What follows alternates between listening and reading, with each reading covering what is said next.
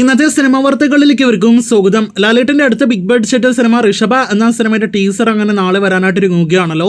ഈ വർഷം തിയേറ്ററുകളിലേക്ക് എത്താനിരിക്കുന്ന ടീസർ നാളെ സെപ്റ്റംബർ 18 തീയതിയാണ് റിലീസ് ആകുക. ടീസർ എത്ര മണിക്ക് പുറത്തു വരും എന്നൊരു ഒഫീഷ്യൽ പ്രഖ്യാപനം ഇനിയും വന്നിട്ടില്ല.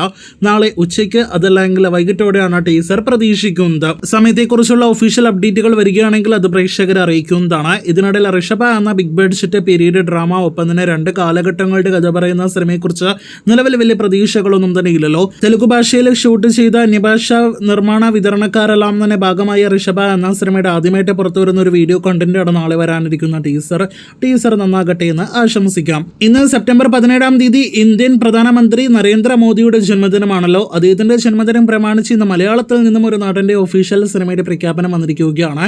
അത് ഉണ്ണി മുകുന്ദന്റേതാണ്. നരേന്ദ്രമോദിക്ക് പ്രിയപ്പെട്ട മലയാളി നടൻ കൂടിയായ ഉണ്ണി മുകുന്ദൻ ഇപ്പോഴത്തെ നരേന്ദ്രമോദിയായിട്ട് ബയോപിക്കിലെത്തുന്നു. മാ വന്ദേ എന്നാണ് സിനിമയ്ക്ക് പേരിട്ടിരിക്കുന്നത്.